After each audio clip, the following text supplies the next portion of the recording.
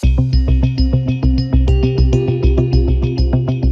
evening, ladies and gentlemen. Stimulating 2 days, coming to the end of it. We'll try and make the session stimulating. My own sense was that the session was almost hijacked by the previous panels because there was so much of discussion on talent and people, and I guess we'll just try and endorse most of the things they said. It does amaze all of us, right, that this talent challenge has taken center stage when for years all one talked about was growth and development and profits and top line, but now no conversation is complete without talking about talent or the lack of it. So you can see there's a very diverse panel. We have two educators here, Kamal, Pant and Sangeetha Gandhi. We have senior HR leader of our industry, Sanjay Bose. We have a very senior operator from our industry, Zubin. And then we have the most prolific recruiter I've known and now an entrepreneur in his own right. I figured out a name for your business. Would it be correct to say you're in the talent tech business in some ways? Yeah, okay, so talent tech, that's a new word. So we summarized, we had discussions over the last few days to put together what we want to talk about. And about 4 themes we'll try and bucket this into. The student challenge, young graduate challenge, and why aren't they joining our industry? The whole pay parity, work-life balance issues, the whole area of skilling, which clearly is Natwar's area of expertise, and then around the fact that while we talk about young talent and the industry not doing the right things, a lot of it is about how even middle managers and senior managers in our industry today are not upskilled enough to recognize this demographic divide, which is ever widening. So let me start with perhaps Kamal, you, and then Sangeetha, in terms of when you think of young students who come into your college or young graduates who come into your center, what is it that they're coming and what they're aspiring to do, and why aren't they coming to our industry? Has this changed recently, post-pandemic, always been there? What's been this journey for the student, Kamal? What I feel is the trend became evident in last 10, 15 years. 20 years back, 25 years back, probably not many competing industries were there in the service sector, so to speak. And people in the schools, hospitality education was kind of aspirational. People had made up their mind quite early on that this is the kind of education they would be pursuing. And they had a plan for their career, where they would start from and where they would go on. But in the last 5, 7 years, what I see is, I'll give you a small example.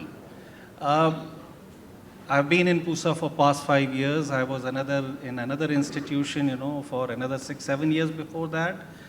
The number of schools, public schools, who were inviting our faculty on their career days or counseling days, the requests kept on dwindling, over the years. The school, I was in Gwalior, we had opportunities, we were going to Sindhya Kanya Vidyalaya and the Gwalior Glory and the Little Angels and those kind of schools inviting us. And that started, going down, and in Delhi you had DPSs and Springdales and all those kind of schools. One after that, they would be inviting us over. And it so happened that the team of faculty and a group of students, who were supposed to be doing that job, their job became, very less. So from 30, it came to 20 requests, and from 20, it comes down to 12, and then 5. And so that is something I feel people are not as, enthusiastic about careers in our industry. And that is showing in the enrollment. In many panels, we have learned that the enrollment in some of the institutions has not been as impressive as it has been in the past. Is it a correct stat to say, and most of you should know this, that on an average year, about 30,000 students sit for the common entrance exam? This year they were what, 8 or 9,000? It was about 15,000 plus, but that is like we were seeing a number which was growing every year, or it was stagnant for a long time. But from 30, 35, it came down to 25 previous year, and this time it was 15,000. Yeah. Here's the point which we all must take back. if young students from high schools don't see hospitality as an attractive career, then it suggests that those who even come to study are fairly mediocre. We were always faced with that challenge. It's only become more acute now.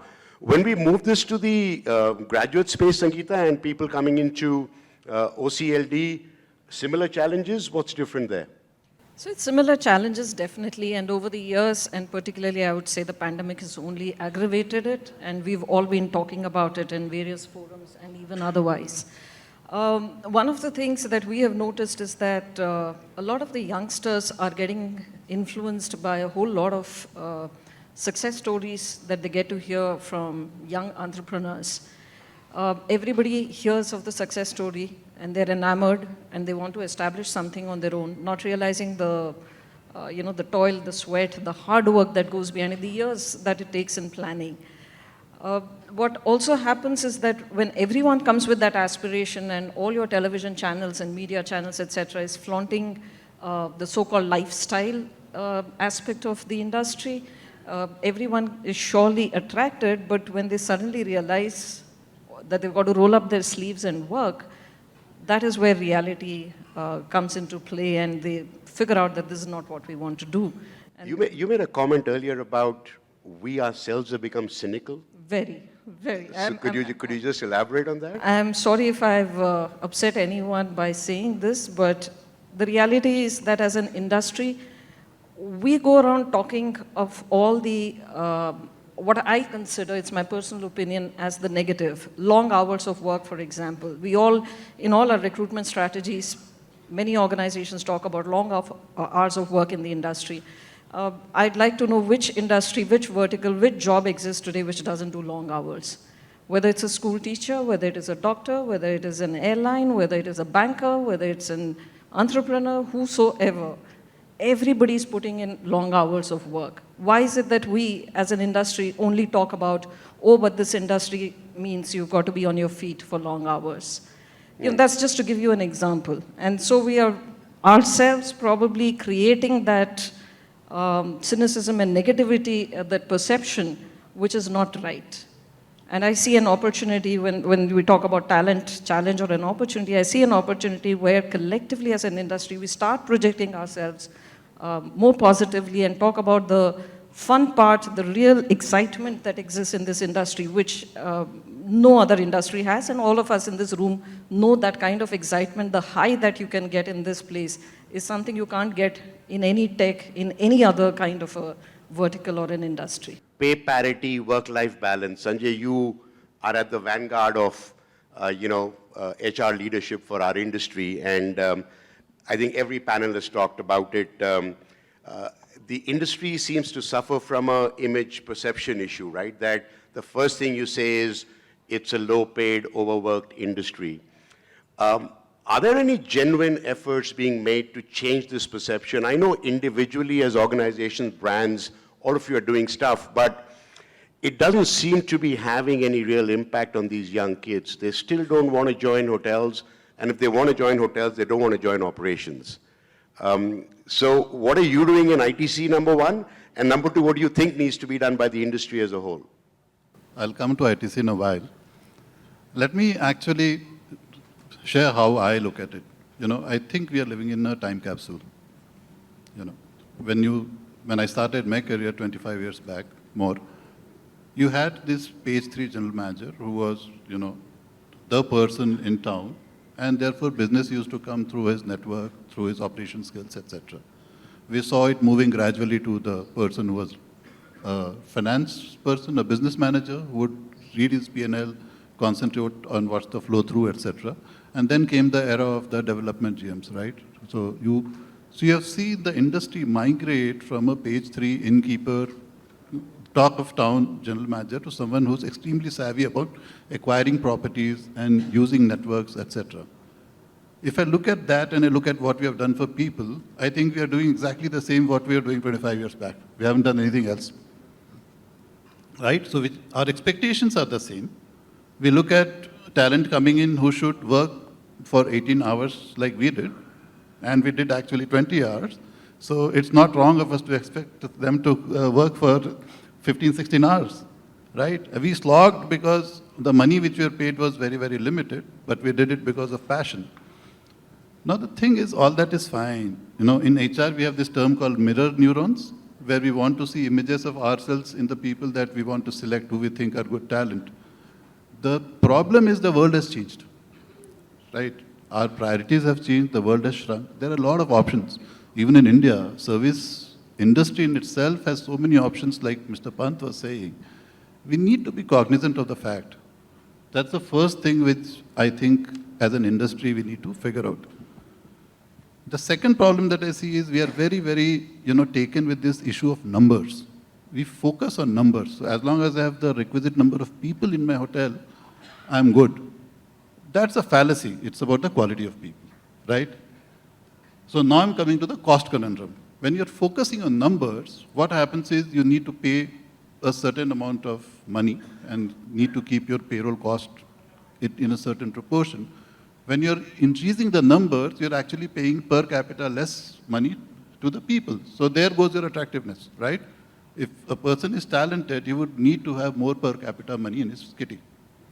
So the first thing which I'm saying is, even before we look at pay parity, even before we look at work-life balance, we need to look at how we run our hotels and how we can do it with lesser people, but who are more effective, more potential, can do more.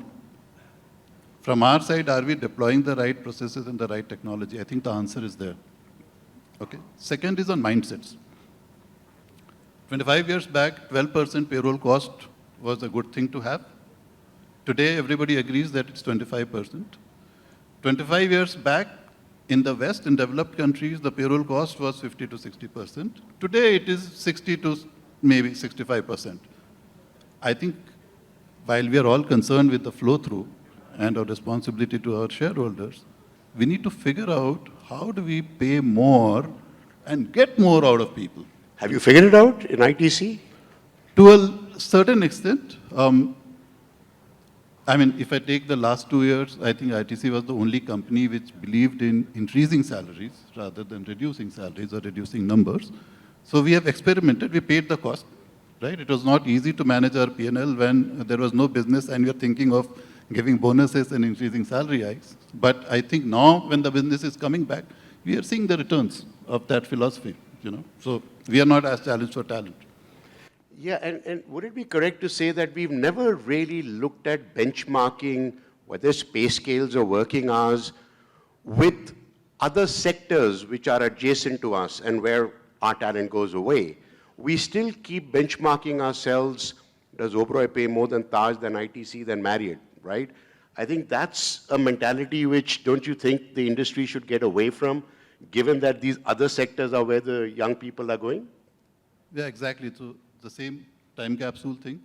We have this diminishing pool of people and the diminishing pool of talent. And we are all trying to manage within that, rather than trying to see where we have a more expanded pool and become competitive there. Right. And I have a theory for that, Dilip. See, when the BPO started coming in, the hotel industry went through a transition, right? Everybody who was worth his salt wanted to go and do a job in the BPO, late 90s, right? Because they're paying double, triple, and so on. The fad went away because you had more job satisfaction here. You got your talent back. I think we still think something like that is happening, not realizing that this is here to stay. The markets have opened up. Retail is going to be here. Your financial services are going to be here.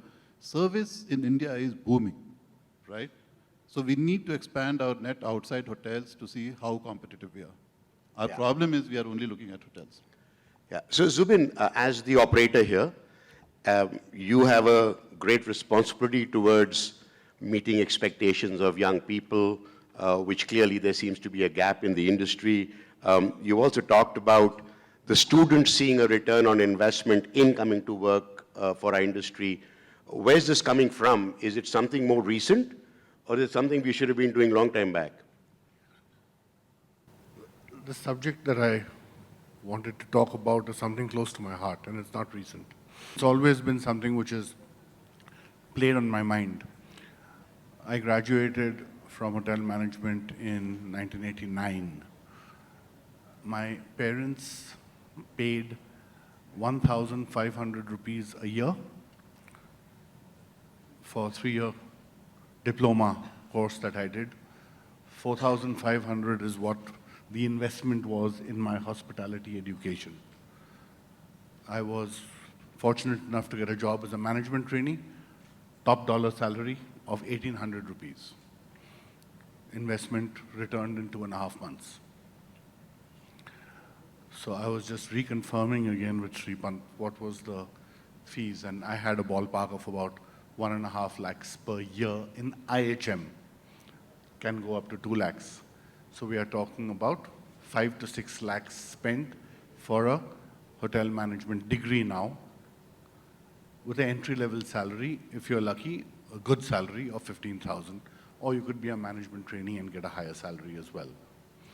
So when is that kid going to, or when is that kid's parents going to get a return on that investment they've made in that hospitality education? Oh, I'm not getting a good job. You know what? Let's take a loan. Let's send our kid abroad. He'll get a better education and maybe he'll get a better job. Or confident that they'll get. What job is waiting for them when they come back? Nothing. There's nothing special there waiting in the market saying, oh, you've studied abroad, we'll give you a great job, give you a return on your investment. Not going to happen. So the parents itself, I think, are the ones who are now getting a little worried, because I've had so many parents come to me saying, our kid is graduating or finishing 12th, now what do we do? Do you think hotel management is an option? He wants to become a hotel management graduate. And I say, you know what, let that kid do what he wants to. It's our responsibility as parents to educate them.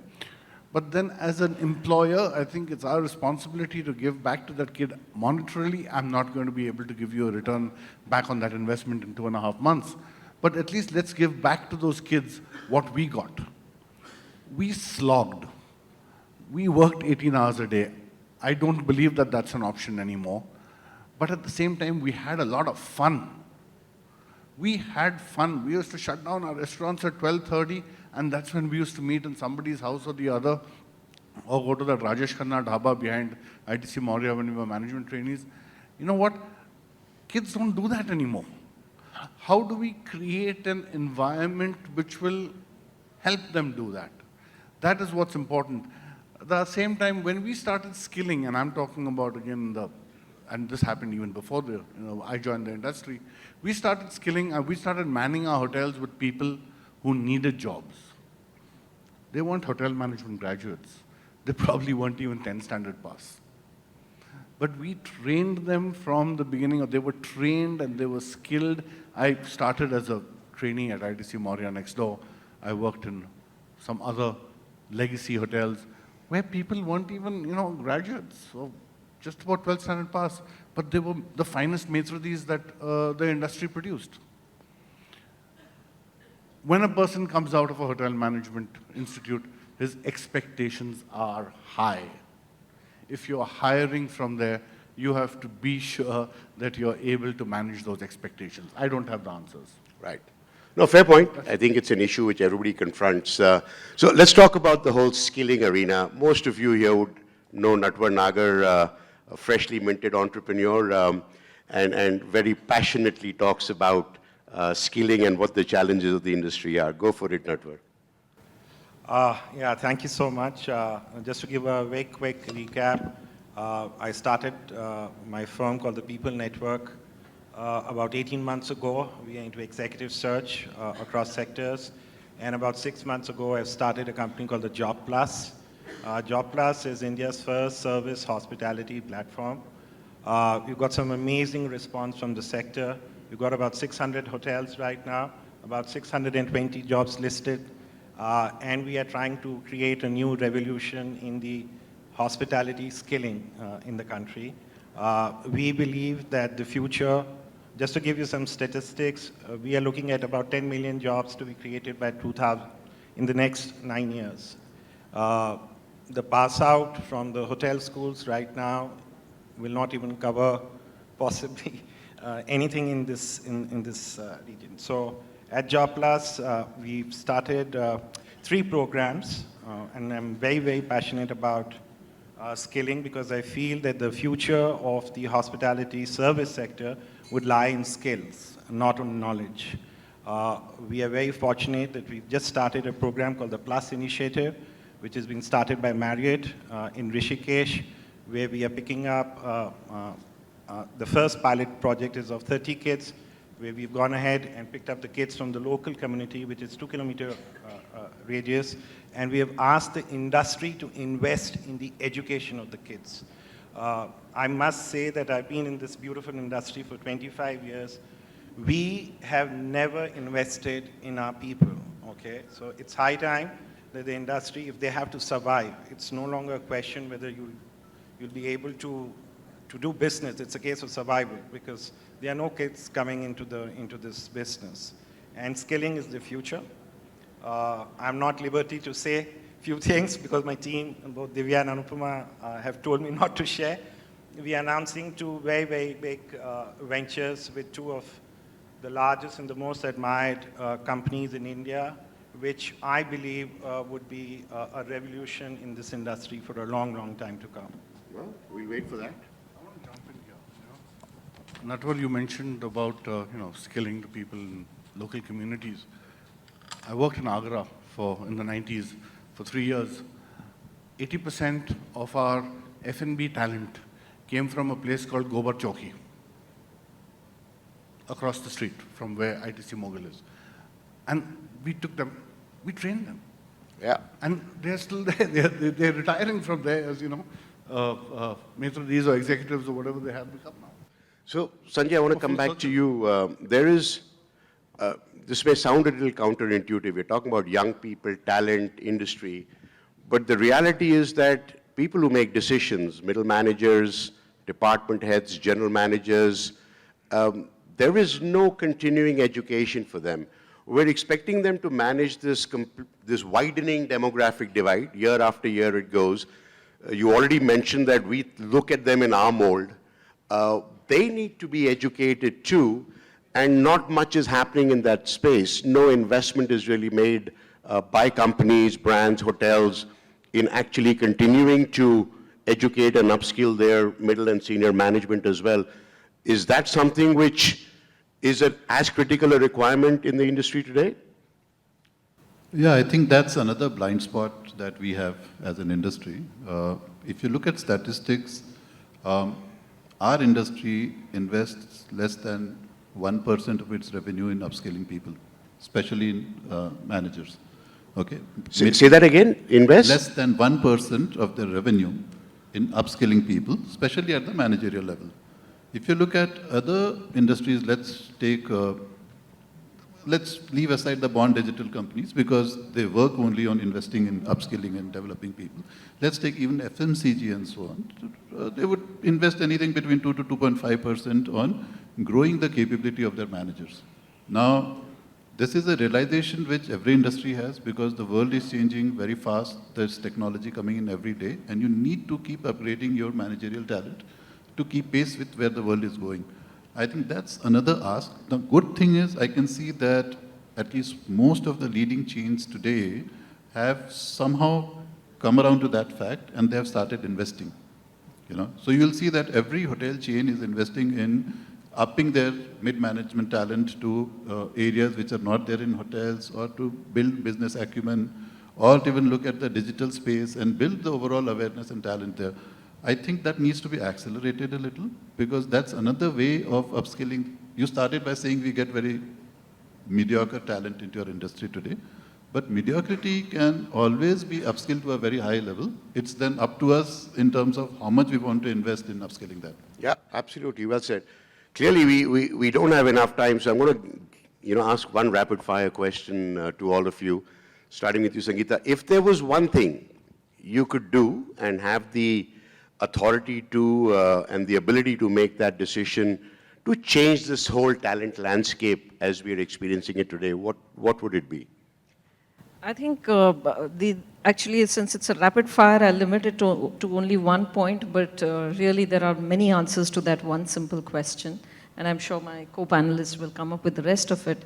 But if I had to look at one area which I believe is going to make that difference, is that number one, we need to collectively, as an industry, be clear about the kind of messaging we want to give to the youth, to the younger generations.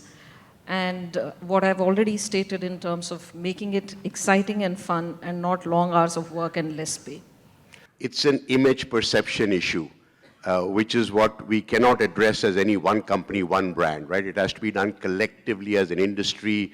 Literally, I keep saying it, almost like a PR campaign to bring back that attractiveness. Kamal, what would be what you would do? Like, I would like to support what Sanjay has just said, investment in the mid-level managers. But rather than doing it for your own captive managers, one group, one company, probably the institutions like us, they must float, programs for upskilling wherein diversity of people could come in. People from one group to other group. And the learning would take place not only from, the facilitator as such. But peer learning. But peer learning would be there. So probably, and I think at every stage, like in the army, in the previous veterans, this thing they have said, before a person gets promoted to the greater role, there is some kind of training. You don't get promoted unless you have been through that. To staff college. That is very, very important thing our industry must learn. Sanjay? 8-hour shifts. 8-hour shifts. 8-hour shifts. If there's one thing, Fantastic. 5-day week also? if there's one thing which we need to do today, which is going to be more powerful than training, compensation, everything put together, if you want to get the generation in today, commit 8 hours a day to them so that they have the balance to themselves. Absolutely, absolutely. Zubin, you'll be able to run with your guys doing only 8 hours? One is picking up from what Sanjay said, upskilling, training, teaching the staff and managers is what we are talking about. But for 8-hour shifts, and like how it happens very well abroad and in international markets, you need to train that guest as well. They need to know that their party cannot go on indefinitely till 4 o'clock in the morning. Okay? I mean, I know of hotels in Australia where they start packing up at 12 o'clock. You want an hour more, you pay for that hour more. You want an hour beyond that, you pay for that. So 8 hours, sure, great. But my other thing is that find your own gobar chowkis, find your own set of people who you can train, who you can skill, who you can get as your workforce to sustain this industry going forward. Industry, hotel management institutes are doing a great job, but what I'm hearing from what Natwar is saying is fabulous. I think that is definitely what the future is going forward. Natwar, what would you do? One thing which... I would say that please treat your employees very well when they're entering into your industry. I don't want to quote, I wanted to address this.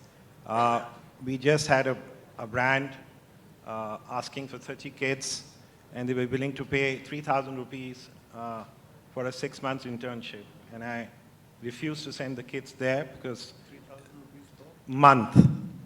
So it was not a daily. So I just said to the guy that you're trying to pay 3 rupees per day for a labor for 10 hours. So this is ridiculous, absolutely. Would you like to disclose the brand? No, sir. No. I can't, but the only thing is what I say, this is a beautiful industry. We need to revive it. We have to re-energize it. I think so the only solution lies with training and skilling people across for functions. And I think so that's where the future of India lies. Okay, we have time for one audience question. I know Ratan's been putting up his hand. Somebody give him a mic. And Rajiv would remember this part too, so would Dilip. So just to quote Rai Bahadur M.S. Oberoi, when he was opening the Oberoi in Delhi, or that time Oberoi Intercontinental, and as somebody said, we don't market ourselves very well. Do you know he went to homes of ladies and met their parents because nobody, I mean, hotels was just, nobody wanted to work, ladies didn't want to work. And the one thing he sold to them is, I will look after your daughters and sisters. It was his way of marketing the business, and the key point to market it is, trust me with your daughters and sisters, we will look after them. And today it's all about the fact, do we market the success stories within catering colleges or even within graduate colleges, that these are the people who originated from here, this is how they made it. Because people then try to look at that example with confidence. and that becomes the ambition. I don't think we do that.